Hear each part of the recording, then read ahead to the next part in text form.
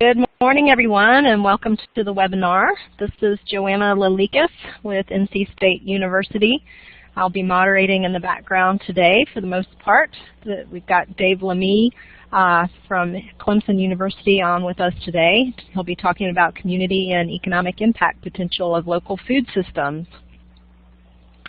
Quickly, for those of you who are not familiar with the webinar platform, you'll want to set up your audio if you've not already using the little button that looks like a microphone and red flower at the top of the audio and video. You can adjust your audio volume there. If one of us is louder or softer than the other, please feel free to use that. This is the talk button. In case you have a question, you can raise your hand using this icon and the participant bar, and then once we call on you, you can use the talk button to speak. And we also have the chat box. This will be the preferred method of asking questions, which we'll take at the end of the session. You can just type your questions in there and we'll answer those at the end. Quickly, I wanted to thank our sponsors. We have been working for over a year to develop a series of sessions for a local food systems course, which is in session right now, a graduate course for extension agents. This particular webinar is one of the in-between session components of that course. We have several webinars that we're opening it up broadly to extension educators across North Carolina, South Carolina, and Virginia. We also have some support through NC Growing Together. Thank you also to our collaborators. We've had the great pleasure over the last year or so to be working with folks from all of these institutions to put together the graduate course as well as the concepts for these webinars in between sessions, as well as a number of other amazing collaborators working in local food systems. So just a thank you for all of that. So quickly, I wanted to introduce Dave Lamy. Dave is an associate professor in the School of Agriculture, Forestry, and Environmental Sciences at Clemson University. He's affiliated with the Clemson Institute for Economic and Community Development in Columbia, South Carolina, where he directs the South Carolina New and Beginning Farmer Program, the South Carolina Market Maker Program, and the South Carolina Market Ready Program. He works closely and extensively with county extension staff on helping to create sustainable local food systems. He also serves as the chair of the board of the South Carolina Food Policy Council and serves on the Midlands Local Food Coalition Steering Committee. He's affiliated with the EU-funded Project Innovation in the Teaching of Sustainable Development in the Life Sciences in Europe and is a charter member of the ISLE Association. He's currently the president of the International Community Development Society, and he's recently led study tours for students and professionals under the theme Local and Regional Food Systems in a Global Economy. Before I hand over to Dave, I just want to mention to folks on the phone who have called in, please do mute your telephone. Otherwise, we hear the things going on in the background. And now, Dave, if you would unmute, I will hand this session over to you. Okay, Joanna, can you hear me? I can. Thank you. Okay, good. Well, welcome all. I think I look forward to having a conversation with you today about the community and economic impact potential of local food systems. I'm assuming we're all here today because we have an interest in local food systems and see that potential there for ourselves and for our organizations. And one of the questions that often comes to us, no matter what we're doing in terms of, say, extension programming, I assume most, if not all of us here are extension employees. If not, that's fine. It doesn't matter who you work for, but people want to know kind of what's the return on investment for the work we're engaged in. Is there a social benefit to what we're doing? Is there something that's measurable that we can eventually turn into dollars and cents, because that seems to be the way we like to measure most of our things these days. And so doesn't mean it's necessarily the most important way to measure things. We can talk about that a little bit if you want. But I think it's useful for us to start thinking about just what is the economic and community impact of the work that we do. So I am an economist. I'm a regional economist by training. I've done quite a bit of impact assessment in the past, not so much recently, but I think one of the areas that I'll probably be doing some work in going forward is trying to get a better handle on how do we actually go about in a good way measuring some of these things that we're working on. So let's see if I can forward my slides. I figured that out. I think one of the background pieces, and there's several slides here that are coming up that I think it's important for all of us to have some grounding in, and whether we're coming from, say, a community economic development program area, or ag, or food nutrition, or any other area, is kind of what is it that makes a local economy work, and kind of from a systems viewpoint, what are the constituent parts of a community and how do they interact with each other. And so I think having that basic understanding is kind of, for me, foundational to thinking about how might the development or enhancement of the local food system kind of play out within the structure of the local economy. And also on the second point here, a lot of people, and I guess I've worked in community economic development for more than 20 years now, and don't hear it so much anymore, but used to really hear this idea that, well, economic development is more important than community development and vice versa. You got to start with one before you have the other. I think we've kind of come to the conclusion that there's a lot of interactions there. There are some things that we can measure in terms of dollars and cents, and some things we can't. But that both are quite important, and there's quite a bit of interaction between the two concepts. So this is one of the earlier models that was kind of put out there. I believe this is from David Darling, who was an extension specialist at Kansas State. I'm not sure how far this goes back. It definitely goes back into the early 80s, kind of when I started my career in extension. I guess it would have been 1989 when I had my first position, and this predated that. But basically, this is a static kind of model, thinking about a local economy, and you can think about any geography for this you want. It could be national if you want, but the fact that any kind of particular region you want to choose has an economy associated with it. And basically, these economies differ from region to region. Some of them have more of these leaks in this rain barrel than others do. Some of them have more potential to basically bring dollars in from the outside. But the way the economy basically functions in this model is that if you produce something, a good or a service within that particular geography, and then you sell it outside of your region, the goods or services go out and dollars flow in. And once they flow in, they become part of the local system. They're in that barrel. They circulate. The multiplier effect basically is that recirculation where there's additional purchases being made within that region, and creates ripple effects throughout the economy. Now, what really mitigates how the extent to which those multiplier effects can be generated is how much leaks out at every change of the dollar. So every time an expenditure is made, is it being made locally or is it being made externally? Are there leaks in the economy?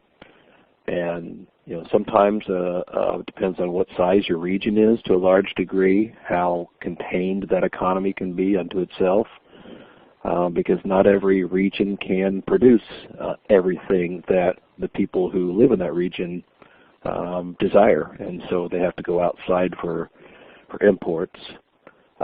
Sometimes there's payments to higher levels of government through taxes and that sort of thing as well. You see on here.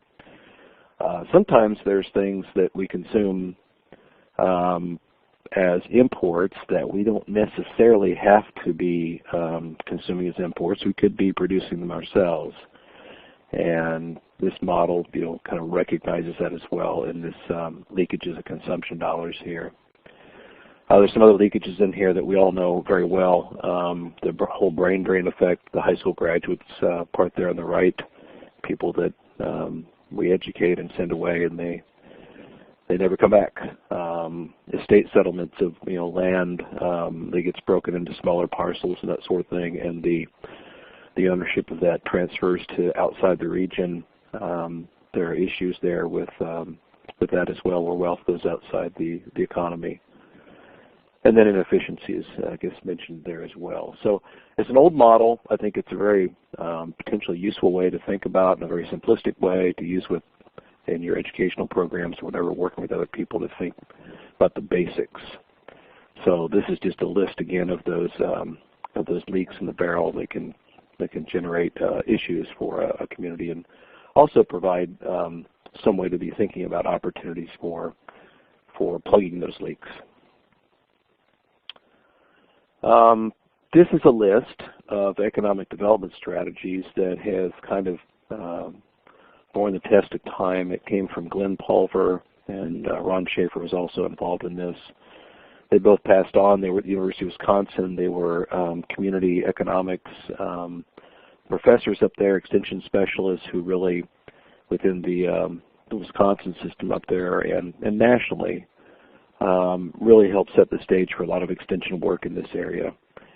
And Glenn basically came up with a set of 5 strategies that any community can undertake to try to produce economic development. So the one that many of us are very familiar with, and definitely our state departments of commerce and others are very familiar with, is the attract new basic employers. That's the one some people liken to smokestack chasing, buffalo hunting, that sort of thing. For a small rural community, it's oftentimes not the most productive strategy. There's a lot of research that says that it's something that doesn't necessarily generate as much benefit for any region, no matter how large, as some of these other things. Even so, we still put a lot of resources into that particular strategy. Another thing we can work on is improving the efficiency of existing firms. And there's a number of ways to go about that. Perhaps one of them that's out there right now that seems to be of interest is what can we do in terms of energy efficiency or water use efficiency in some of those sorts of measures, or what can we do in terms of helping them to adopt newer technologies that might make them more efficient and make them more competitive, so they might be able to stay competitive in generating profits within your region. Improving the ability to capture dollars. So basically, this is improving exports out of your region. Encouraging new business formation is one that we don't see as much emphasis on typically as we do on the attraction, but it seems to be the new business formation, and also the companion to that, which is not listed here, is the retention expansion of existing firms kind of strategy. Both those working in parallel tend to generate more economic impact than some of the others, but and it's something that can kind of play out within this local food system area. And increasing transfers from higher levels of government. So in a static rain barrel model, we had dollars going out to pay taxes, but the more we can bring things like grant dollars and payments from higher levels of government into a local economy, they recirculate just like any other dollar in the local economy, so they can be pretty important for certain regions. One of the areas where you see this a lot of rural communities is oftentimes local government and the educational system. Public education is one of the most important economic engines of smaller rural communities, and a lot of those resources are coming in from the outside. Okay, so I came across this just a couple weeks ago.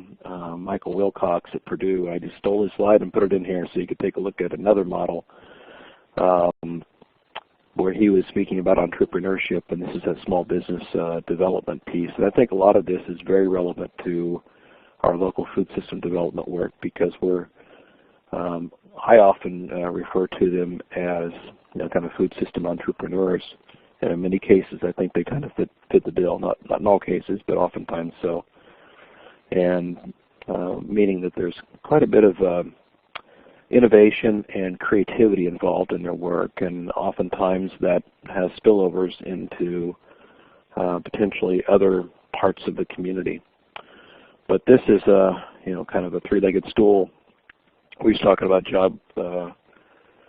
new business creation. He's talking about recruitment from the outside and retention expansion, some kind of balance implied there. There's some linkages between them.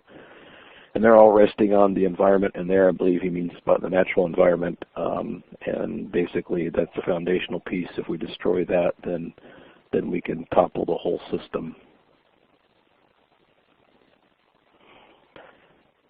This is a model for those of you who want to try to get some perspective on what's the difference between community development and economic development. I think oftentimes this model, and there's another one coming up in a bit that can be helpful. Basically, this is Mark Peterson's from the University of Arkansas. His contention is that all of it fits within community development, including economic development. It's a subset of what we need to do in our communities. But there's more that we need to do than just economic development. And that strong communities have this leadership infrastructure in place. They have the human and social capital in place. And then once you have that in place, basically you can begin building these other pieces, the support systems, the structure, and then the economic base kind of fits up on top of that. And so that's another kind of model to think about in terms of local food system development being broader than just what we typically think of as economic development, but also touching on some of these components of community development down at the bottom of that model.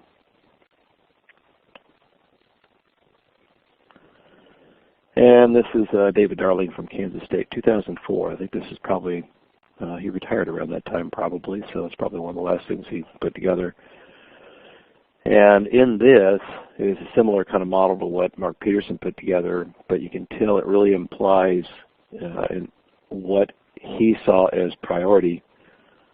He saw the attraction strategy as being kind of the top of the pyramid, not meaning it's most important, but that it's not foundational. It's something you do once you've got all the other pieces put together underneath it, and that it really doesn't require or shouldn't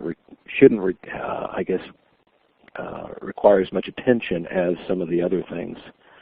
So, a lot of regional economists, community economists, for a long period of time have been kind of battling this idea that attraction from the outside is economic development, where there's broader dimensions of economic development that really we ought to be paying a whole lot more attention to. And I think this was his approach to try to say that we've kind of got our priorities messed up, and we need to make some adjustments. There's the Community Capitals Framework. This is by Neil and Jan Flora. There's a lot of traction with this, I think, especially in North Carolina. I think many of you read an article that I was a co-author on that made mention of Community Capitals Framework being used in North Carolina to try to get a handle on impact of local food system development. I think it's a very useful construct to be thinking about what are the various dimensions that we need to be paying attention to in terms of capital. So capital is kind of a stock of some kind of a resource, not necessarily a flow, but you can think about it also in terms of, are we expending some portion of this capital, or are we building up some portion of this capital? It's more of a flow concept then. So we can get stocks and flows of capital considerations involved in our work. And I believe the next slide here I have kind of goes through and gives you a brief definition of what each one of those are. So the human capital, knowledge and skills, social capital, this trust and working relationships in a community, very important. political capital, influence, at higher levels, basically. Financial capital, the one we think about most of the time, I think, because it can be measured in dollars directly. Natural capital, of course, our natural environment, and engineered, the things that we make.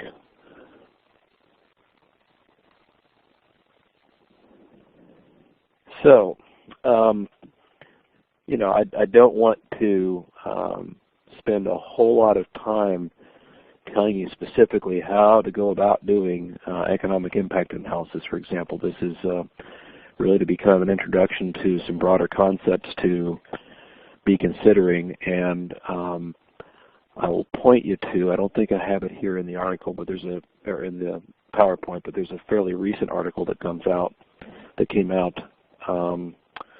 Catherine Boyes from NC State, she was at Virginia Tech prior to being there, and David Hughes, who used to be here at Clemson, he's now at Tennessee, an article they just came out with in Choices magazine, which is, if you go to AAEA.org, that's American Ag and Applied Economics Association's website, you see a link for Choices magazine, and they have a number of articles out there, besides the one that you all read that I worked on, that relate to local food systems, and there's more and more on this economic impact measurement and whatnot. And what we're finding is that no one's really completely figured this out yet.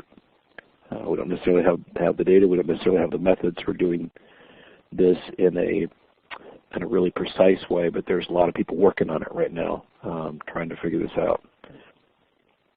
But in terms of the mechanisms for producing economic impact, I kind of mentioned this import substitution, so plugging the leaks in the barrel, and I think this is probably the one that most people think about in terms of developing local or regional food systems.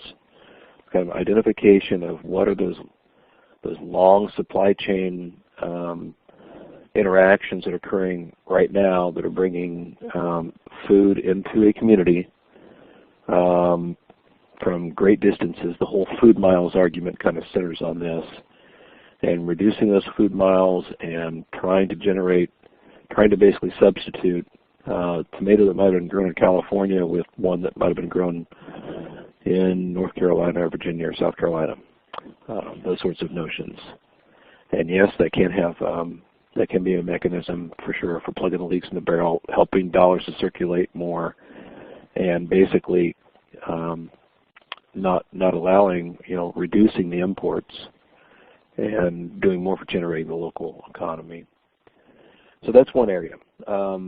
The other is, once you kind of get a critical mass of things going on, and it's this idea of creation of new businesses. That could directly be new food businesses. It could be farmers. It could be restaurants. It could be those involved anywhere along the supply or value chain. It could be that they work in concert with each other. They work independently, so it could involve some clusters. Along with those food businesses, there might also be input suppliers. They could be new businesses, or they could be existing ones that have found new markets because there's a more robust local food economy occurring. Some other areas of value-added processing, packaging, handling, the whole supply chain, basically. And this idea of synergies across the value chain, where we get what we call agglomeration effects, and that is where by kind of collaborating with complementary businesses, or even with kind of competitive businesses might be offering some of the same things, but by working together, you're able to achieve some kind of economies of scale, reducing your cost of production, potentially reaching new markets with product.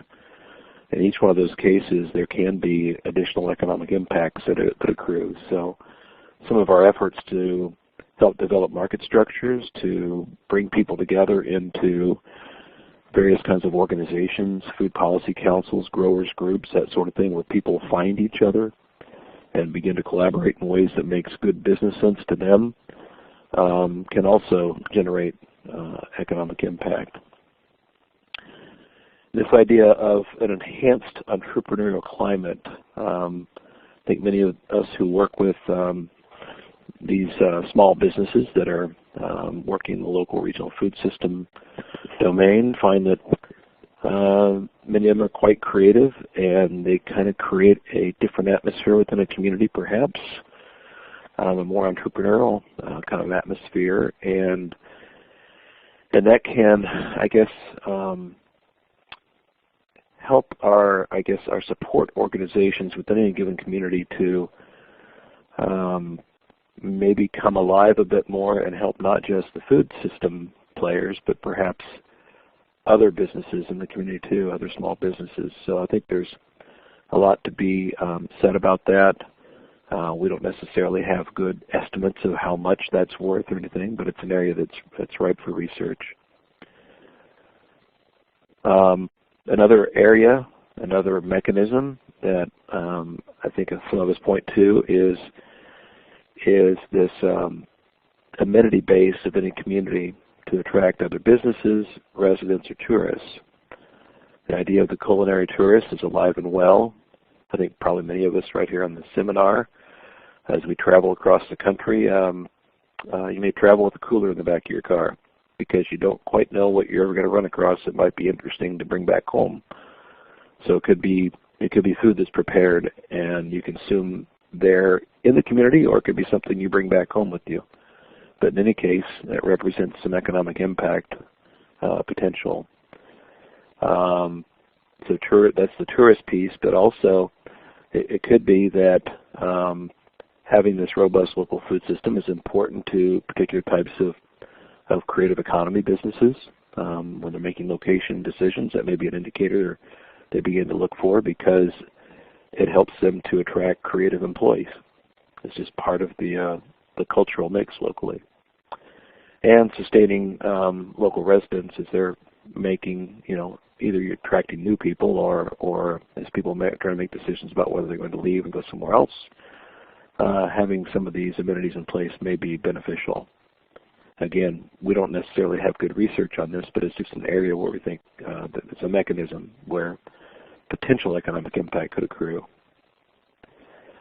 Another area and a lot of people who are really focused on maximizing the local in local food systems oftentimes overlook this, and it's something that only particular regions probably will find success with, but if they can, it can be a great benefit to them, and it's just kind of like a phase two in my mind in terms of creating these food systems, and that is developing signature local products. If you go over into the European context, you'll see a lot of this. You'll find food and wine, and in some cases handicrafts and that sort of things, handmade items or items that are made using a particularly traditional, perhaps, production method.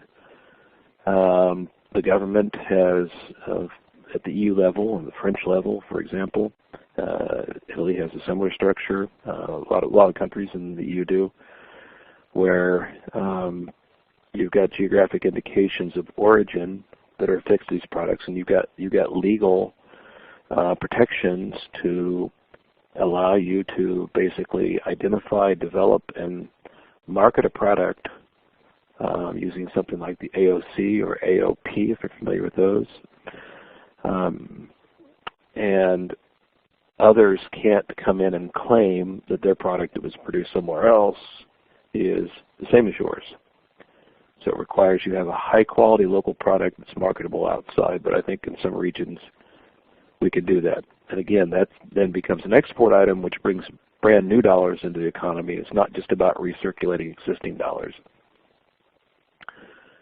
Some of the areas that many of us point to that we think this is true, and there's some evidence out there in the literature, is that by having a more robust local food system and having availability of fresh fruits and vegetables, we can impact health and nutrition. And I think that's an area that's very ripe for additional work, but it's definitely something that could be a lever for producing economic impact. This increased access to affordable nutrition, regardless of income level, is something that I would say it's related to this health and nutrition, but I want to put a separate bullet point in there because oftentimes folks that are interested in local food system development are criticized because they may be seen as developing a food system for the elite, well-heeled people in their community, and not necessarily focusing on affordability. But I think if we can create food systems that can also pay attention to those sorts of issues, then we can be perhaps impacting people that, in terms of economic impact, are most likely problematic in terms of, a lot of the health issues that those people are facing. We end up paying for that not in a prevention mode, but kind of too late in terms of the life cycle of those problems. And so if we could intervene earlier, I'm sure that we would find that there are economic benefits to increasing access to affordable nutrition. A lot of people mention decreased environmental externalities. The food miles argument is out there. It's been debated whether or not local food systems do any better on food miles or not when you put the whole system together, because these long supply chains are very efficient. They don't waste trips up and down the road as often, perhaps, as some of the local food systems do. It's still to be kind of seen what the truth is there. But there may be other ways, production methods that are used and whatnot might also be easier on the environment. And this idea of increased social capital, social capital being a stock of kind of the networks and relationships within a community that everyone can benefit from, the local food system as well as other enterprises within the community. And I think when we think about our farmers markets and we think about why are people coming to farmers markets, I think we all recognize that it's not just because of the nice fruits and vegetables there. It's also, at least for many, a way for them to come and interact with other community members in a nice informal kind of third place kind of way.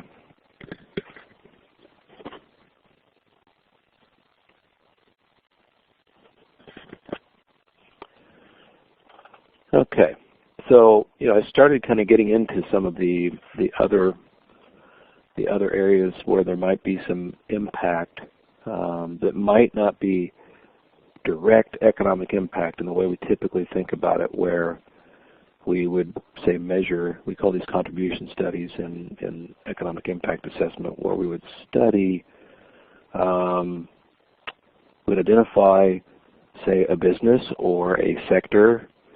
And we would look at where they make purchases, whether or not they're internal to the region of interest or not, and we would kind of go about measuring our economic impact that way.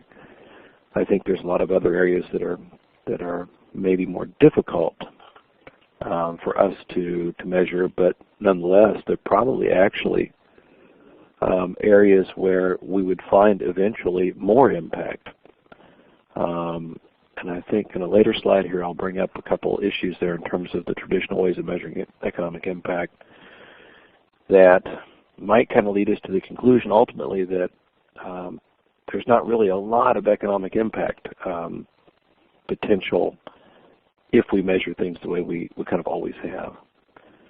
So basically, here's some thoughts of it. Or can we identify what these exchanges of positive value are within the community that we can attribute back to local food system development?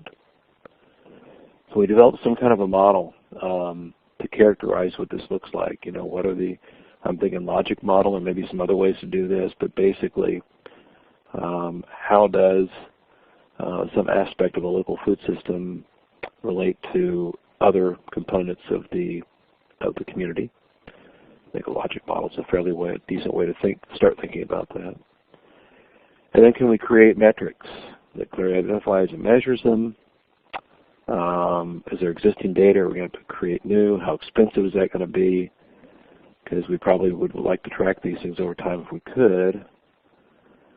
And actually, this last line in here, once the data is collected and synthesized, who's going to be interested in it? How are they going to use this to inform decisions?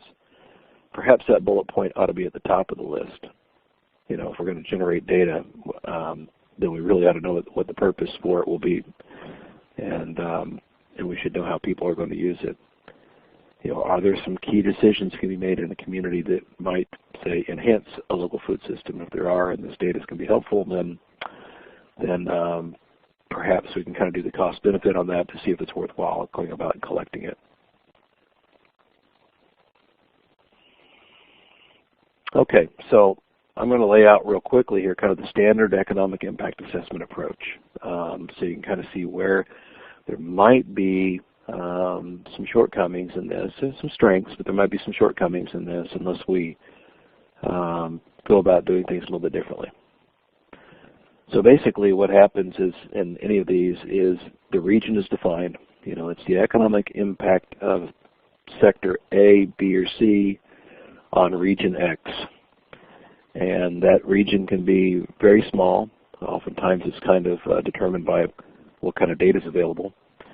If people are doing economic impact assessment, then typically a county is kind of the smallest unit of measure that they use, because the data is available there from the federal government, and it gets worked into systems like IMPLAN or REMS or some other kind of models that are out there. So you define the region, and quite frankly and quite basically, the bigger you define the region, of course, the fewer the leakages. So if you really want to create a larger economic impact, then you probably want to have a larger region. So there's some gaming that goes on in terms of how this work gets done. So you really need to think about what region is appropriate. And then the sectors, and typically within these kind of standard input-output analysis kind of approaches, those sectors are pretty well predefined for you. It's by the NAICS code. Once that data is organized, and to do anything kind of really different from that requires quite a bit of custom work. But again, thinking through, what sectors within that NAICS code are going to be selected is pretty important, and determines, again, the impact to a large degree. Again, the more you include, the bigger the impact. The next step is to basically define a baseline scenario. What's going on out there right now, kind of status quo. And I think in local food system assessment work, taking kind of a snapshot of what do the supply chains currently look like, what are the sources, the ultimate sources, basically, of the food products that are coming into a given region look like, because the typical approach to local food system assessment, again, as mentioned earlier, is that we want to try to shorten at least some of those supply chains so that they're coming to us more locally.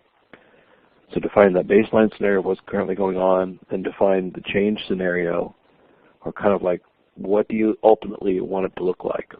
Do you want to basically eliminate all long supply chains, or do you want to selectively do that, maybe picking off some of the highest priority, most feasible supply chains that could be shortened, and then taking a look at that, and then basically we look at the difference to get this to the multiplier effect, or to look at the change scenario. And so we just take the baseline scenario and subtract that out of the change scenario. Look at the difference. We run it through the model, and we take a look at then at what the results are. And one of the things that is rarely done in these types of studies is, say, in an attribution study where you're looking at the economic impact of a particular industry, is to say, let's say if we were going to develop a new industry that requires resources, factors of production, so land, labor, capital, management, entrepreneurship, those sorts of things. If we did not develop that particular industry, then those resources, those factors of production would not just go away or remain stagnant. They most likely would be used to produce something else, and typically the way we like to think about that is the next best alternative, kind of an opportunity cost idea. And oftentimes, I would say, most of the time, they basically, this alternative use of resources is not considered in the study, because typically people have an interest in creating an economic impact statement that has the largest numbers possible in it. And if you start pulling out, well, what if we were to take those resources and do something else with? It could be that the change scenario is only marginally different from the baseline. Okay. And there's all kinds of underlying assumptions I won't go into right now, used in trying to make these economic impact assessment mathematically tractable, doable, and those assumptions then, if you go back to some of the fathers of economics, Keynes in particular, said something about the job's not done until we go back and test our assumptions one by one to determine if they were valid or not. And that's basically never done in these sorts of studies. So anyway, they should be done probably, but they're not done. So just keep that in mind as you look at economic impact statements, that there's a whole host of assumptions underlying them whose validity has most likely not been examined. And if you get a really honest report, then they may list those assumptions at least, but oftentimes you won't even find a list of what those assumptions are. Bottom line result is if you see a multiplier developed that is produced that's above about 2, then I would want to know more about the assumptions and what the details were that went into that estimation, because it really takes some pretty unique conditions to produce multipliers that are really a whole lot bigger than 2 or maybe 2.5. We sometimes see reports out there that say it's 7 or it's 9 or 27 or whatever, but boy, I'd like to really see the assumptions on those. Okay, some typical measures of economic impact you'll see out there.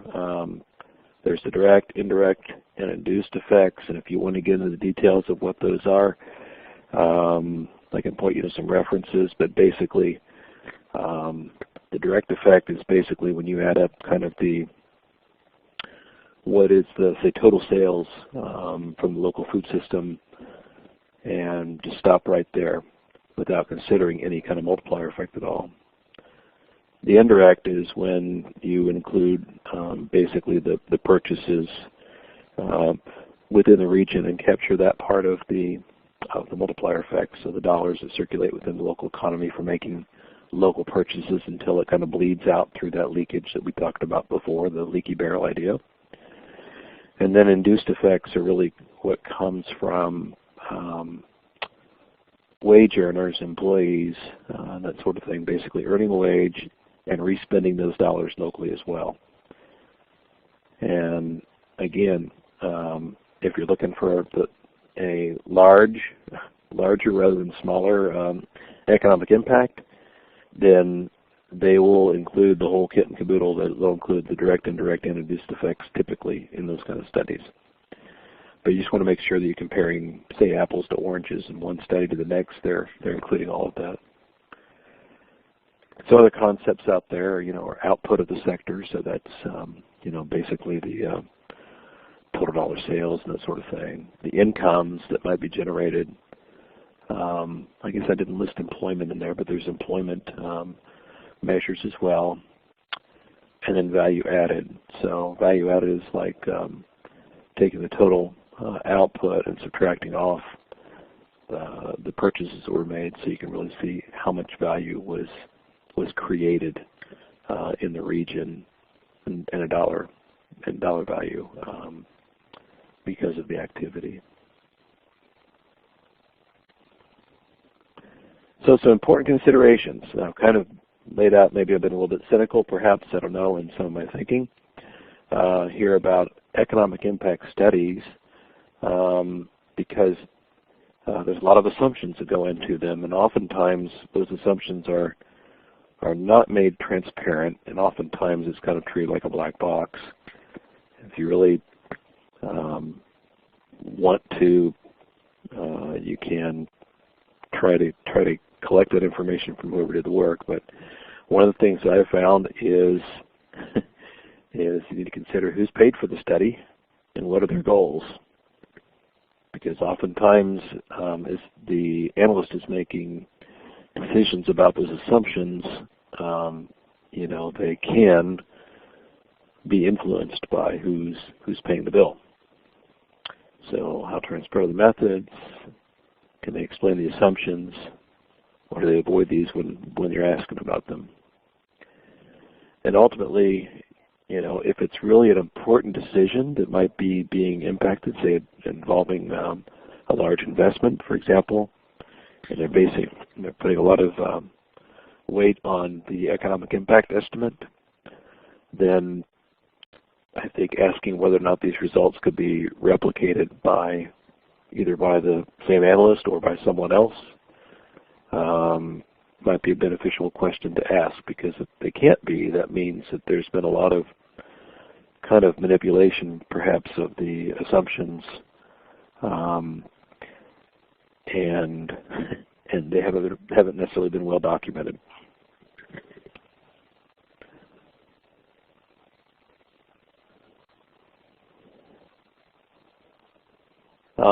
So just a few thoughts here to kind of leave you with. I think the economic impact of the local food system is really going to be determined by what's going on in the particular region.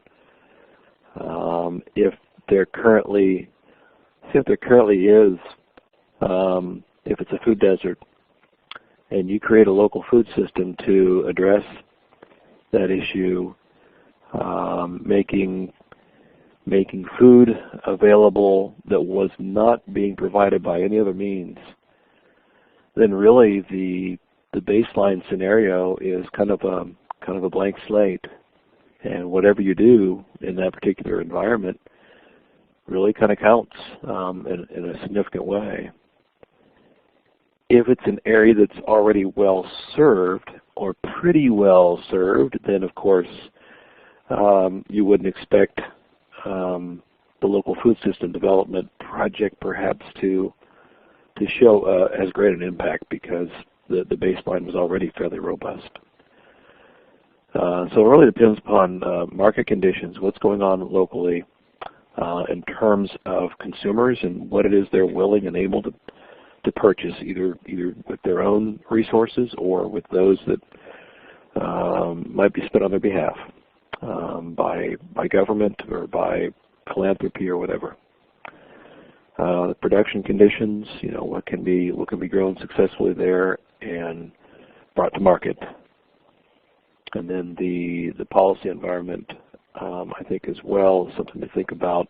You need to have an understanding of what's going on with local land use policy on the farming end, and what's going on perhaps in terms of small business development on more of the retail end. Would be something that you'd want to consider.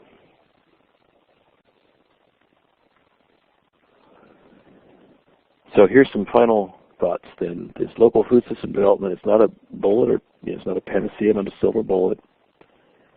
When you think about those broader community economic development models, it's not necessarily going to foster community development, unless it can impact some of those things that are more at the foundational level. Some of the social capital kind of pieces or whatever are quite important, and if developing a local food system component can help with those issues,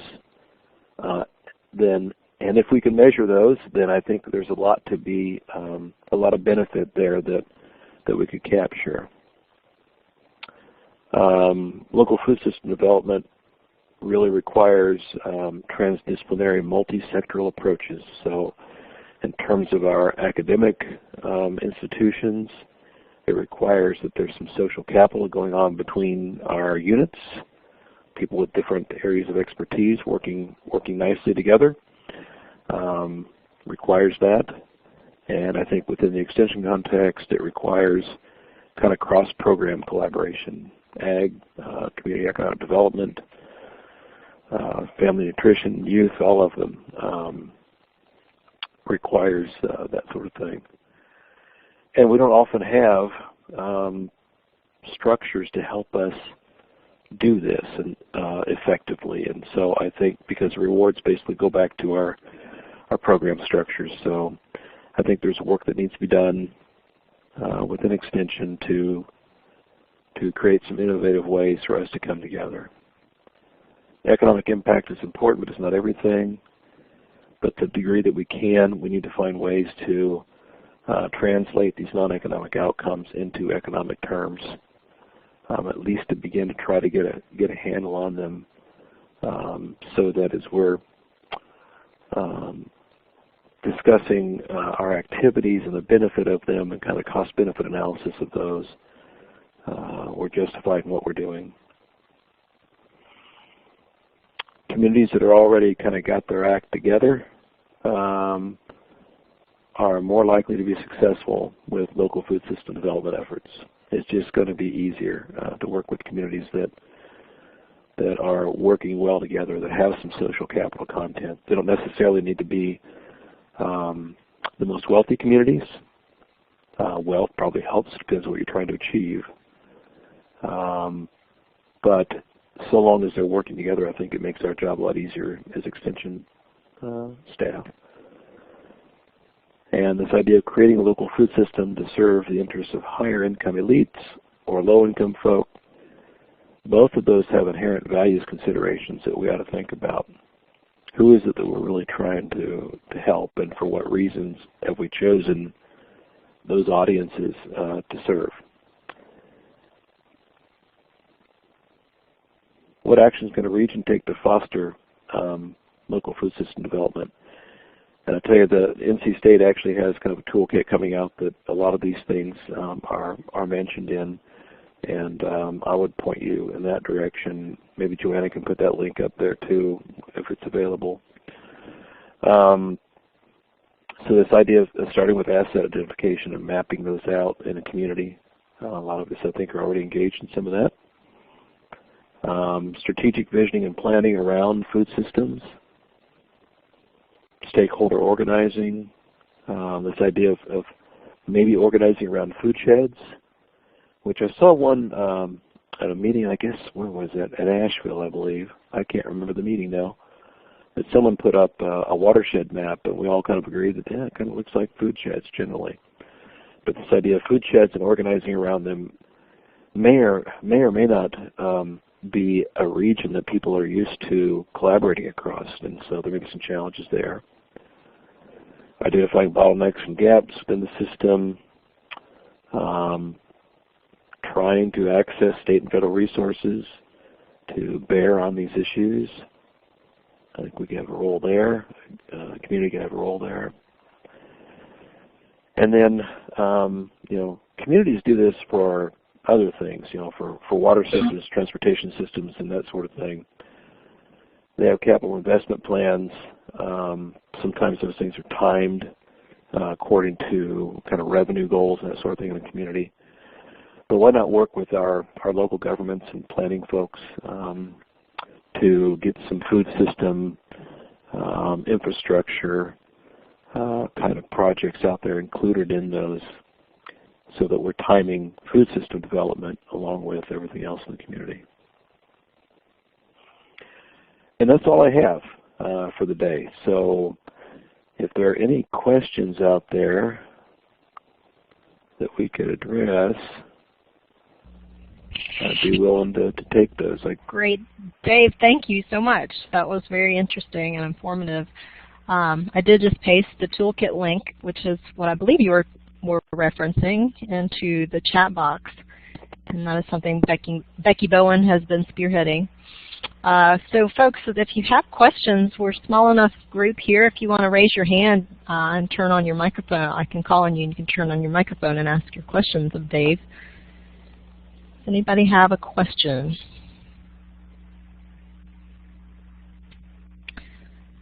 So while folks are thinking a little bit more on that,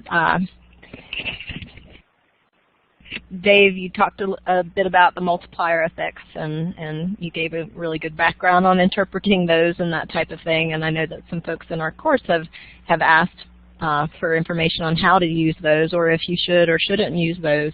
I think you give us some good cautionary notes about how to look at those from a more strategic perspective. But how, from your opinion, the use of multiplier effects as a benefit coming out of local food systems. Can you talk a little bit more about that specifically, and whether agents can use that as a tool, or how they might approach that as a tool? Our understanding is that they're very place-based, and so generalizations are very challenging. Yeah, they are. I do think, it's one of those regional economics toolkit kind of things that we do have to work with, and it's kind of the best we have, perhaps. I think, it's going to be easier to do that and do it legitimately in a region where you're not basically displacing some other economic activity. So again, if it's like a food desert and you bring in some kind of a food sector business that's serving that region, that's a whole lot easier and tractable problem to get some reasonable estimates from, because you can look at that business, you can look at its number of employees, you can look at its expenditures and trace those back in the community. Again, if that particular business is basically making all of its purchases outside the region, then the economic impact is diminished. I guess you might still have some local wage earners and that sort of thing employed by that business. But if you can get them to make more purchases within the region, then that enhances. There's something called a regional purchase coefficient, basically, that's involved in this kind of input-output economic impact assessment. And that's basically what proportion of those purchases of each kind of category of purchases you make. So if you look at a business's, if you look at their income statement and you look at the expenditure side, each one of those categories of expenditure, you ask, so where did you make that purchase? What proportion was made within the region, or what was made out? Then you get to what a regional purchase coefficient is. So, yes, it can be done. I think it needs to be done with some care and some attention. It's going to be easier also, I think, probably to do in perhaps a larger regional context, where maybe, that's going to differ as well. So let's say if you have a larger regional context, you're more likely to pick up kind of what might be seen as a local food system development enterprises or enhancements. So there's more to kind of get your hands around in terms of what do those look like, and there's probably more gross impact there. But then you're looking at that in a way as kind of a proportion of a larger economy as well. Right. And so just how big that economy is, how important that final number is. Right. It's situational. Right. Absolutely. I don't think we shouldn't completely shy away from it because people want those answers. I think we should do our very best to capture at least the basic information about, say, the new businesses that you can attribute to local food system development, maybe new markets they can reach, and that sort of thing. Mm-hmm. Great. Thank you. Any questions, folks? Well, how we put them all to sleep? They skip their lunch. Well, I'll ask one more, and I think it came from the Catherine Boy's article that you mentioned. I believe she raised the idea of inputs as an economic opportunity in local food systems for example, what I feel like she was talking about was if the producers selling into local markets, had local suppliers of local inputs, that could be a great opportunity. Looking at potential waste streams within the community that could be turned into inputs to farms. Do you have thoughts on that? As waste streams as inputs or inputs in general? Well, think of waste streams such as feather meal, for example, as a fertilizer source from other areas in the food system. Okay. Well, certainly, especially if those, if a product doesn't have an effective use right now, and the market for it is not developed, whoever's producing that, what's an output to them, in terms of what would currently be considered maybe kind of a waste product, if you can convert that into a marketable input into some other production process, for sure, you've elevated the value of that particular product, and the person, and it could be that the person selling it, of course, will reap some economic benefit, but it could also be the person or the business buying that could as well, if it's a cheaper alternative to some other fertilizer source, for example. So yes, definitely there could be economic enhancements there in those sorts of situations. Inputs in general, one of the things that when you do economic impact assessment of, say, conventional farming versus more niche farming, smaller producers and that sort of thing, you often find, especially I did some work, I guess, up in the Midwest, that's where I come from. If you look at the long supply chains, larger commodity farmers in those regions they're buying their seed and fertilizer inputs and that sort of thing, oftentimes from fairly great distances, or it's just being kind of handled locally for final distribution. But a lot of the value goes back, it leaks out of that regional economy to somewhere else. Right. The smaller producers typically seem to have more potential for smaller businesses supplying them with inputs. Great. Well, I'm seeing we're out of time. Dave, thank you again for this session. I wanted to also thank you for collaborating with us on the graduate course on local food systems and all of your time and energy that you've put towards that. But I also wanted to make you aware of a couple of other dates for webinars coming up that you can also attend. We'll be sending some information out through the same channels as last time for you all to register for those. In May, we'll have Growing Food, Growing Communities. We'll be looking at some case study examples of use of the Community Gardens Community Organizing Tool. And then in June, we'll have Ted Fitzsands out of NC State talking about the role of extension in local food systems, distinguishing government policy and law. So stay tuned for that. The website you see here is where we'll post the recordings of this webinar, and you'll also see that we are posting recordings from the lectures and panel presentations and the course that's going on currently as well. So take a look there. And thank you all very much for attending. I appreciate it.